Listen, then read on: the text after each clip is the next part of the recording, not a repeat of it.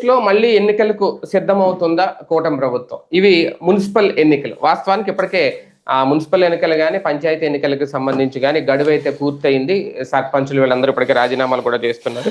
ఇటువంటి నేపథ్యంలో ఆగస్టు లోపు ఎన్నికలు నిర్వహించాలి అనే దిశగా అడుగులు వేస్తుందట కూటమి ప్రభుత్వం.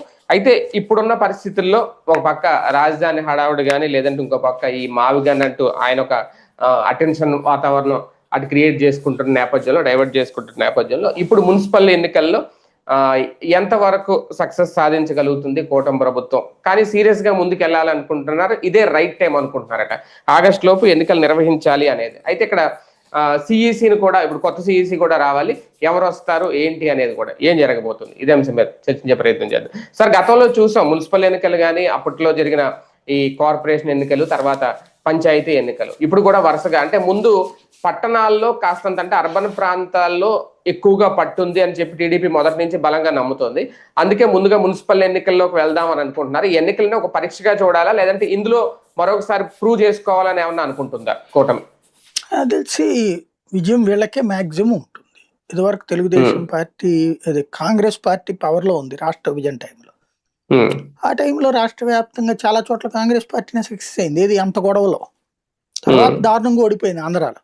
కానీ అనేక పంచాయతీలు వీటిలో కాంగ్రెస్ మెజార్టీ సాధించినప్పుడు కార్పొరేషన్స్ ఇవి కూడా గెలుచుకుంది ఆ రోజున. కాబట్టి కాంగ్రెస్ ఇక్కడ తర్వాత మనం 2014లో ఎలక్షన్కి ఇంకెళ్ళాలి. ఎందుకంటే 14 స్టార్టింగ్ లో చేశాడు కిరణ్ కుమార్ రెడ్డి. 18 ఎండింగ్ లో అయిపోవాలి, 19 స్టార్టింగ్. వీళ్ళు వెళ్ళాల ఎన్నికలకి. చంద్రబాబు గారు ధైర్యం చేయలే. ఆ ఎన్నికల ముందు కదా ఏమన్నా తేడా వచ్చిందంటే దెబ్బ అవుతుంది అన్న భయంతో వెళ్ళలేదు ఆయన ఎన్నికలకి. జగన్ వచ్చాక కోర్టులకు వేశారు కొంతమంది. మరి చంద్రబాబు ఉన్నప్పుడు ఎందుకు వేయలేదో తెలియదు. అప్పుడు కరోనా టైంలో కూడా ఎన్నికలు జరిగినాయి. ఫస్ట్ కరోనా టైంలో ఎన్నికలు బిగిన్ చేసి ఓడిపోతున్నారు సర్పంచుల ఎన్నికలని తెలియగానే వాయిదా వేసేసారు. అప్పుడే కదా జగన్ ఆ కుల ప్రస్తావన ఇదంతా తెచ్చింది. ఆనాడు ఉన్నటువంటి ఈయన మీద కరోనా కారణంగా వాయిదా వేసిన ఆయన కరోనాలోనే మళ్ళీ ఎలక్షన్ పెట్టాడు. అప్పుడు సెకండ్ వేవ్ లో కాస్త ఆక్సిజన్స్ ప్రాబ్లం అది వచ్చింది చూడండి. ఆ టైంలో ఫస్ట్ వేవ్ లో సక్సెస్ అయ్యాడు జగన్. కాబట్టి అప్పుడు ఎన్నికలు పెట్టలా. తగ్గిన టైంలో పెట్టచ్చు కదా ఎన్నికలు పెట్టలా. మళ్ళీ సెకండ్ వేవ్ వచ్చి ఆ టైంలో ఆక్సిజన్ కొరతలో ఈ ఇబ్బంది పడినటువంటి సందర్భంలోనే ఎన్నికలు పెట్టేశాడు ఆయన. అలాగా గెలిపించడానికి నానా తిప్పలు పడ్డారు పాపం ఆయన. తీరా చూస్తే ఆయన ఆశించింది జరగలేదు అంత చేసినా కూడా. ఏది అంత కరోనా టైంలో అంత ప్రచారం చేశాక కూడా, నెగిటివ్ ప్రచారం చేశాక కూడా ఏకంగా కార్పొరేషన్స్ అన్ని స్వీప్ చేశారు, జిల్లా పరిషత్తులన్నీ స్వీప్ చేశారు. దాని పేరు ఏమంటారు, ఎంపీటీసీ జెడ్పీసీటీసీలో 80% గెలుచుకుంది. మున్సిపాలిటీలు 5 మాత్రమే తెలుగుదేశం, మిగతా 100లో 5, మిగతా అన్ని వాళ్ళే గెలుచుకున్నారు.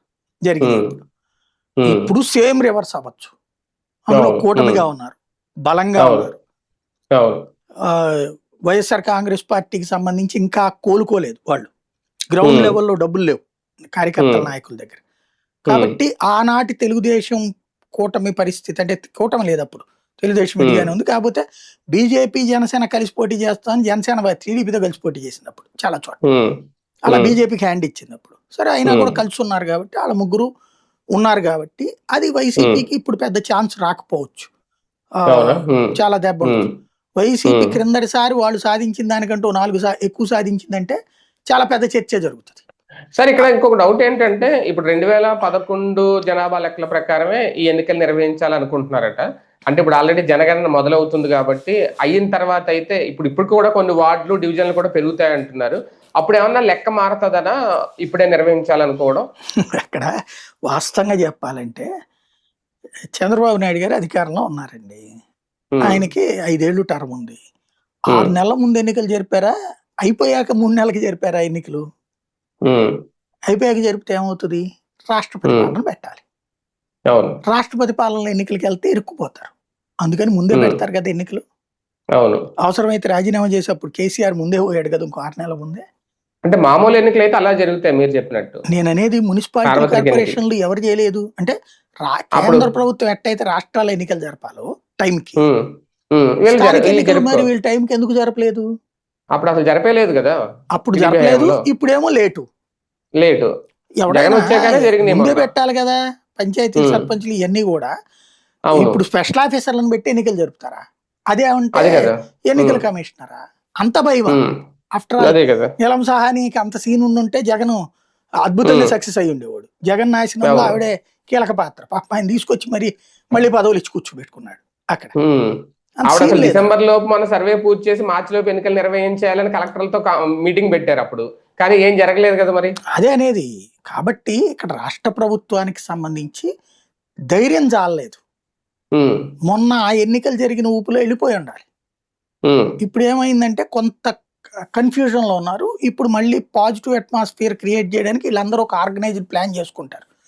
జగన్ ని ద్వేషిస్తూ ఇప్పుడు మనం పెట్టేవి ఈ ప్రెస్ కాన్ఫరెన్స్లు, వార్తలు, సోషల్ మీడియా ఇవన్నీ పెట్టుకొచ్చేసేసి ఇక్కడ ఈ ముగ్గురు మధ్యన సమన్వయం ఉందన్నటువంటి కాన్సెప్ట్ ట్రై చేస్తూ ఇక వెళ్తారు ఎన్నికలకి. ఆగస్టులో ఎన్నికలు పెట్టబోతున్నారు, అదేదో దేశోద్ధరణ చేస్తున్నట్టు ప్రచారం చేస్తున్నారు. లేటు చేసి ఫెయిల్యూర్ ని కూడా గొప్పగా ప్రొజెక్ట్ చేయడం పత్రికలకు మన దగ్గరే చేతనవుద్దబ్బా, ఇంకెప్పటికీ రాదని. వెర్రితనం ఏంటంటే ఇన్ టైంలో ఎలక్షన్ పెట్టకుండా స్పెషల్ ఆఫీసర్ల పాలన నడుస్తుంది. ఎంతకంటే దరిద్రం ఇంకేమన్నా ఉంటుందా? 164 సీట్లు వచ్చినటువంటి కూటమి ఆఫ్టర్ ఆల్ 11 సీట్లు ప్రతిపక్ష హోదా కూడా లేనటువంటి వైఎస్ఆర్ కాంగ్రెస్ పార్టీకి భయపడి ఎన్నికలు ఇంత ఆలస్యం చేస్తుందా? ఇప్పుడు అట్మాస్ఫియర్ రెడీ చేసుకుని అప్పుడు పెడతదా ఎన్నికలు? దాన్ని బట్టి అక్కడ వాళ్ళు అనవసరమైన కంగారు పడుతున్నారని అర్థమవుతుంది కదా. సమన్వయం లోపించింది. ఇప్పుడు ఎన్నికలు పెడితే నాకు తెలిసిన రిజల్ట్ అయితే రివర్స్ అవుతుంది తప్పించి ఏమి వైసీపీకి ఫేవర్ ఏం కాదు స్థానిక ఎన్నికలు. అవును, తెలివైన వాళ్ళు అయితే మొన్న పెట్టేసి ఉండాల్సింది. ఎందుకు ఆగారో అంటే ఇదే ఆ నీలం సహానికి భయపడి. నీలం సహానికి భయపడడం అంటే కేఏ పాలన చూసి భయపడినట్టే. ఎందుకు చేశారో తెలియదు వీళ్ళు. అవును సార్. ఇప్పుడున్న పరిస్థితుల్లో నిజంగా అంటే మున్సిపల్ ఎన్నికలకే ముందు వెళ్ళాలనుకుంటున్నారు, వీళ్ళని కూడా పరీక్షించుకోవాలనుకుంటున్నారు ఒకసారి ముందు. ఏ పరీక్షలు లేవండి, ఓవరాల్ గా ఇక్కడ రొటీన్ అదంతా. మున్సిపాలిటీలు, కార్పొరేషన్లు ఎందుకంటే సర్పంచ్ ఎన్నికలకు వచ్చేటప్పటికి సింబల్ ఎన్నికలు కాదు అవి. అవును, అది ఎవరు పెడతారు? అది వాస్తవంగా అయితే ఎన్నికల కమిషనర్ డిసైడ్ చేయాలి. ఇప్పుడు ఎన్నికల కమిషనర్ వీళ్ళ మనిషిని పెట్టుకుంటారు కదా, అప్పుడు కూడా వీళ్ళ మనిషి ఉన్నాడు క్రిందసారి. విచిత్రం ఏంటంటే ఎప్పుడు వీళ్ళ మనిషి ఉన్నప్పుడే ఎన్నికలు పెడుతున్నారు. జగన్ ఉన్నాడు కూడా వీళ్ళ మనిషి ఉన్నప్పుడే పెట్టారు. ఆయన కావాలని సర్పంచ్ ఎన్నికల ముందు పెట్టాడు. ఆ రోజున అసలు ప్రభుత్వం మాట ఏం లేదు కదా. ఆయన ఇష్టం వచ్చినట్టే నడిపాడు ఆయన. ఇప్పుడు అట్లాగా కాకుండా అందుకని మళ్ళీ తమ మాట వినే మనిషితో పెట్టిస్తారు. అప్పుడు మున్సిపాలిటీలు ముందు పెట్టుకోవడం, కార్పొరేషన్ ముందు పెట్టుకోవడం, ఇదంతా కూడా. వీళ్ళ భయం ఏంటంటే సర్పంచ్ ఎన్నికలు అయితే కనుక కొంచెం నెగిటివ్ ఉంటుందని భయపడుతున్నట్టున్నారు. అంటే సర్పంచ్ ఎన్నికలు మాక్సిమం చాలా వరకు కొన్ని ఏకగ్రీవాలు అయిపోతాయి, ఒప్పందాలు. అదే అనేది అంటే వీళ్ళు భయపడుతున్నట్టున్నారు. గ్రామీణ ప్రాంతాల్లో ఏమన్నా వైసీపీకి బలం ఏమన్నా పెరిగిందని ఏమన్నా భయపడుతున్నారు. అంటే లోకల్ లీడర్లు ఏమన్నా ఎదురు తిరిగితే అక్కడ రివర్స్ అవుతుంది తప్ప, లేదంటే మాక్సిమం సజావుగా వెళ్ళిపోతాయి అవి. అంటే సమస్య ఎక్కడ వస్తుందంటే గ్రామీణ ప్రాంతపు ఓటర్ని అంత తొందరగా ఇన్ఫ్లుయెన్స్ చేయలేరు. వీళ్ళు వ్యవసాయం అంతా బాగుంది, మీ జీవితాలన్నీ బాగున్నాయి, వెలుగులు మీ జీవితాల్లో వెలుగులు నింపేసాం మేమన్నారు అనుకోండి, ఎక్కువగా ఈ సంక్షేమ పథకాల ఇంపాక్ట్ గ్రౌండ్ లెవెల్ ఎక్కువ ఉంటుంది. ఫీజు రియంబర్స్మెంట్లో, ఆరోగ్యశ్రీలో, లేకపోతే మహిళకి 1500 రూపాయలు ఇట్లాంటివన్నీ 2 ఏళ్లలో పైసలు ఇవ్వలేదు కదా. వచ్చే నెలతో 2 ఏళ్ళు అవుతుంది అనుకుంటా ఎలక్షన్ అయ్యి, ఏమి ఇవ్వలేదు కదా. కాబట్టి అందుకని మున్సిపాలిటీలు, కార్పొరేషన్లే పట్టించుకోరు. మీకు తటస్థులు ఏం కోరుకుంటారు? మున్సిపాలిటీలు, కార్పొరేషన్లో కాస్త ఎడ్యుకేటెడ్ ఉంటారు కదా, వాళ్ళు ఉచితాలు వద్దని కోరుకునే రకాలు. వాళ్ళ ద్వారా ముందు రిజల్ట్ సాధించి అది గదిగో చూసారా అక్కడ గెలిచేశారు కాబట్టి ఇక్కడ కూడా మీ ప్రాంతం, మీ ఊరు అభివృద్ధి చెందాలంటే తప్పదు మాకే ఓటేయండి అని చెప్తారన్నమాట రేపు పొద్దున. ఈ లోపు ఈ రోడ్లు పూర్తి చేస్తారు నాకు తెలిసి. ఎండాకాలం కదా, రోడ్లు తర్వాత కాలువలు పూర్తి ఇవన్నీ చేస్తే అదిగో చూసారా మేము డెవలప్మెంట్ పరుగులు పెట్టిస్తున్నాం అని చెప్పి ముందుకెళ్తారు గ్రామీణ ప్రాంతాలకి. కానీ ఒకటిసారి ఇప్పుడున్న పరిస్థితుల్లో ఈ రాజధానికి సంబంధించి అడావుడి నడుస్తోంది. ఒక పక్క జగన్ మీద కూడా ఇందాక మీరు చెప్పినట్టు ఒక క్రిమినల్ గా ముద్ర వేసే ప్రయత్నాలు, ఇవన్నీ ఓన్లీ ఈ మున్సిపల్ ఎన్నికల్లో విజయం సాధించడం కోసమేనా? దీనికోసం ఎన్ని ఎత్తులు అవసరమా?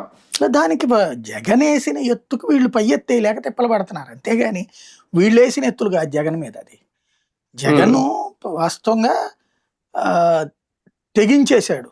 అంటే ప్రభుత్వం ఇప్పుడు నిన్న వీళ్ళు సమాధానం దగ్గర అదే వచ్చింది. అంటే మీరు ఈ 4 రోజులు ఆగేసి సైలెంట్గా తర్వాత చేస్తే పోతుంది కదంటే అప్పుడు ఏమవుతుంది? మేము మీ దాన్ని ఒప్పుకుని ఆ తర్వాత మారినట్టు ఉంటుంది. దేశంలో అన్ని పార్టీలు ఒప్పుకున్నా మేము ఎందుకు ఒప్పుకోవట్లేదంటే రీజన్ అవినీతి. ఉమ్, 2,00,000 కోట్ల రూపాయలు ఎక్కడి నుంచి తెస్తారు, ఒకే చోట ఎట్లా ఉమ్, పోస్తారు, 29 గ్రామాల్లోనే ఎట్లా పోస్తారు, ఈ ఉమ్, చర్చ తీసుకుని వచ్చారు వాళ్ళు. ఉమ్, ఈ చర్చ అన్నటువంటి దాని వల్ల ప్రయోజనాలు ఏం మారిపోవు. ఎలక్షన్ అవును వీళ్ళు చెప్పినట్టు అవును జగన్ చెడ్డోడు అని చెప్పేటటువంటి ప్రయత్నానికి కొంచెం ఉపయోగపడుతుంది. ఉమ్, నెక్స్ట్ ఎలక్షనే దీనికి సమాధానం. అవును ఉమ్, అంతకు మించి ఈ లోపు మాట్లాడే వీటి వల్ల అయ్యేదేం కాదు.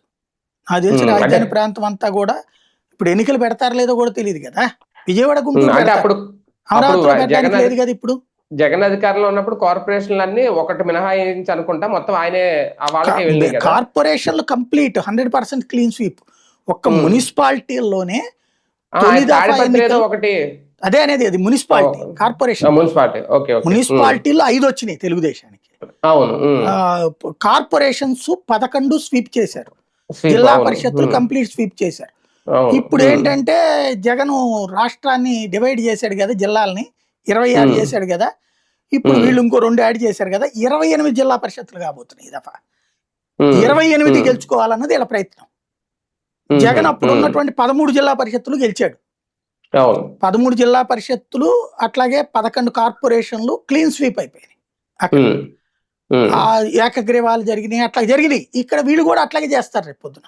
అవతల వాళ్ళ నామినేషన్లు వేయకుండా పోలీసుల అంటే చేత బెదిరించి ఫలితాలు అయితే రివర్స్ అవుతాయి అంతే, సేమ్ రిపీట్ ఖచ్చితంగా అటు రిపీట్ ఇటు అవుతాయి. అంతే ఎవరు అధికారులు ఉంటే వాళ్ళకి అనుకూలంగా ఉంటాయి. అంతే అంతే. సరే ఈసారి బీసీలకు రిజర్వేషన్లు కూడా ఉంటాయి అంటున్నారు. దీనికి సంబంధించిన కమిషన్ కూడా వేశారట, ఆ నివేదిక కూడా తీసుకుంటారట. ఇక్కడ రిజర్వేషన్లతో పాటు ఆ రిజర్వేషన్లు కూటమిలో ఉన్న 3 పార్టీల మధ్య ఏమన్నా సీన్ క్రియేట్ చేస్తాయా? అదేం కాదు, అదొక నాకు తెలిసి ఎన్నికలు కొన్ని రోజులు లేట్ చేయడానికి అది వాడతారు అంతే. అవునా? ఎందుకంటే ఇప్పుడు మనకి రేవంత్ చూసాం కదా, పెంచాడు. అట్లాగే బీసీల ఓట్ల కోసం అతను ఆడిన డ్రామా కోర్టు కొట్టేసింది, మామూలు పద్ధతిలో చేయమంది, 50% రిజర్వేషన్ అంది. ఇప్పుడు ఇది కూడా అంతే. దీనివల్ల మొన్న ఎలక్షన్ అక్కడ ఎట్లా వాయిదా పడ్డాయి, అట్లా ఇక్కడ కూడా వాయిదా పడతాయి దాన్ని అడ్డుపెట్టి. అవునా? అది జనాలకి ఇక్కడ చెప్పుకోవడానికి, అదిగో మేము చేద్దాం అనుకుంటే మధ్యలో ఆ పిటిషన్ వేసినోడు పొరపాటున ఎవడన్నా గనక ఏ వైసీపీ వాడితో పక్కన కూర్చుని ఉన్నాడు, సిగరెట్ తాగుతున్నా సరే అదిగో వైసీపీని చేపించింది ఇదంతా అని చెప్తారు ఆ లాయర్ గారి కనుక ఎవరన్నా ఉంటే కనుక. అంటే దీంట్లో బీసీలకి పెద్దపీట వేడి ఇలాంటివి ఏముండవేమో అయితే.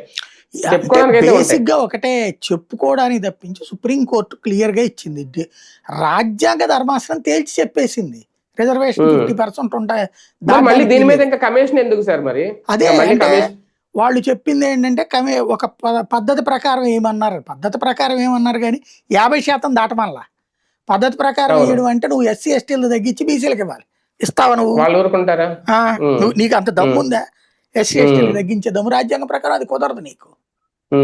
కాబట్టి కాసేపు డ్రామా ప్లే చేయడం ఇదివరకు అయితే ఇట్లాంటివి చేసినప్పుడు పత్రికలు ఎడిటోరియల్ కాలంలో నిలదీసేయి మేధావులు మాట్లాడుతుండేవాళ్ళు.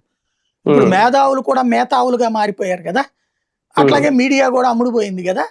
నిజాలు మాట్లాడేవాడు ఎవడు లేడు కాబట్టి వీళ్ళు నాటకాలు ఆడుతూ ఉంటారు. మీకు రాజ్యాంగ ధర్మాసనం చెప్పింది, సుప్రీంకోర్టు రాజ్యాంగ ధర్మాసనం, మూసుకుంటారా మీరు నాటకాలు ఆడకండి, 50% దాటడానికి వీల్లేదు, అంబేద్కర్ గారు రాసిన రాజ్యాంగంలో ఉంది అది క్లియర్ గా అని చెప్పేసి. అయినా సరే నాటకాలు ఆడుతుంటే ఏం చేస్తారు ఇక? సరే ఈ ఎన్నికల్లో కూడా మిగిలిన 2 పార్టీలకి అంటే ఎలాంటి రేషియోలు ఇస్తారు? వాళ్ళు ఏమన్నా మాట్లాడతారా, అడుగుతారా, ఇచ్చింది తీసుకుంటారు? ఇక్కడ ఏం లేదండి, వాళ్ళు ఇచ్చినవి తీసుకుంటారు. కాసేపు కొంతమంది కింద స్థాయిలో నాయకులు ఏదో మాట్లాడతారు, వెంటనే వాళ్ళకి పైనుంచి క్లాస్ పీకుతారు, లేకపోతే తెలుగుదేశం వాళ్ళు వాళ్ళని తిట్టిపోస్తారు, ఇవన్నీ నడిచిపోతాయి. బేసిక్గా మొన్న ఎన్నికల్లో ఏ రేషియో ఇచ్చారో అదే రేషియో ఇస్తారు. అది ఎలక్షన్ ముందే చెప్పారు. అది జనం ఎదురుగుండా ఆ మొక్క టీడీపీ వాళ్ళు బయట దాచి చెప్పలా, మీడియాలో డిబేట్ల సాక్షిగా చెప్పారు. ఆ రోజు నా ఇంటర్వ్యూలోనే టీడీపీ నాయకులు 2-3 చెప్పారు ఆ విషయం.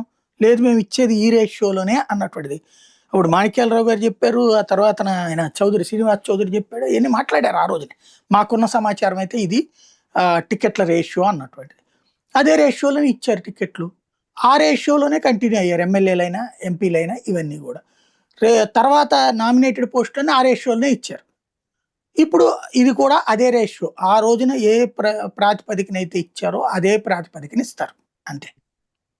అంతే తప్ప ఏదో ఒక ఒప్పందం రాసుకున్నారు, వీళ్ళు గెలిచిన నియోజకవర్గాల్లో 100% ఇవ్వాలి, మిగిలిన చోట్ల 30% ఇవ్వాలి, అది ఎవరు చెప్పారు? పవన్ కళ్యాణ్ చెప్పాడు. మోసం చేసింది ఆయన, తన కార్యకర్తని, తన నాయకుల్ని. ఆయన మోసం చేయలేదంటే ఇప్పించుకుని ఉండాలి కదా. ఆయన. అంటే అధికారంలోకి వచ్చిన తర్వాత ఇప్పుడు మొదటిసారి జరుగుతున్న స్థానిక ఎన్నికలు కదా, ఆ స్థానిక ఎన్నికల ఎన్నికలు కంటే సెకండరీ. అడగలేదు. ముందు నామినేటెడ్ పదవుల్లోనే ఆయన చెప్పిన మాట మిస్ అవ్వలేదా? 33% మనకన్నారు కదా నామినేటెడ్ పోస్టులు. చంద్రబాబు గారు పక్కన కూర్చుని మాట్లాడారు. నేను ఆ రోజున డిబేట్ లో కూడా చెప్పా, చంద్రబాబు గారు దానికి ఒక్క ఎండార్స్ చేయలేదు చూసుకోండి అనేసి. అప్పుడు మీరు మా ఇద్దరి మధ్యన చిచ్చు పెడుతున్నారు కొంతమంది కామెంట్లు చేశారు. ఇప్పుడు ఏమైంది? అంటే ఇప్పుడు ఇంకేం బేరాలు ఏమి ఉండవా ఇంకా? ఆయన చెప్పేసాడు కదా, మాకేం బేరాలు లేవమ్మా, అంతే, క్లియర్. అది అంతే, ఇచ్చింది తీసుకోవడం. కార్యకర్తలకి తప్పు సమాచారం ఇచ్చింది పవన్ కళ్యాణ్ ఆయన. కాబట్టి అది క్లియర్. వాళ్ళు మొత్తం కలిపితే వీళ్ళకి 16% 17% ఇచ్చారు అసెంబ్లీ సీట్లు. అదే శాతంలో నామినేటెడ్ పోస్టులు ఇస్తున్నారు. ఇంకా తక్కువ వచ్చినట్టున్నారు 2-3. అదే స్థాయిలో రేపు పొద్దున ఇది కూడా ఉంటాయి. అంతే. ఆగస్టులో జరుగుతాయంట సార్ ఎన్నికలు, మళ్ళీ అన్న వాయిదా జరుగుతాయి అనుకుంటున్నాను నేను ఆగస్టుకి. ఆగస్టుకి చాలా రోజులు ఉంది కదా. కొత్త సిఈసి ఎవరు వస్తారు అని కూడా కన్ఫ్యూజన్ ఉంది. అదే ఉందండి, వాళ్ళ మాట వినేవాళ్ళు ఎవరు ఏ పప్పెట్నో పెట్టుకుంటారు అంతే. అంటే మళ్ళీ నిమ్మగడ్డ లాంటి వాళ్ళకి అవకాశం అంతే వస్తుంది. అట్లాంటి వాళ్ళే ఉంటారు. ఏముంది, తమ మాటినే పప్పెట్ని పెట్టుకుంటారు అంతే. అంతే, రైట్ రైట్. చూద్దాం, మొత్తానికి సిఈసి పదవి కాలం ముగిసిన తర్వాతే మున్సిపల్ ఎన్నికలు కానీ, కార్పొరేషన్ ఎన్నికలు కానీ, తర్వాత పంచాయతీ ఎన్నికలు కానీ వరుసగా జరిగే అవకాశం ఉంది అనేది ఎప్పటి నుంచో కసరత్తు అయితే మొదలైంది. మళ్ళీ ఆ ఎన్నికల సెషన్స్ రాబోతున్నా, ఎన్నికలు ఎలా ఉండబోతున్నాయి, ఆ ఫేవర్ ఎలా ఉండబోతుంది చూద్దాం.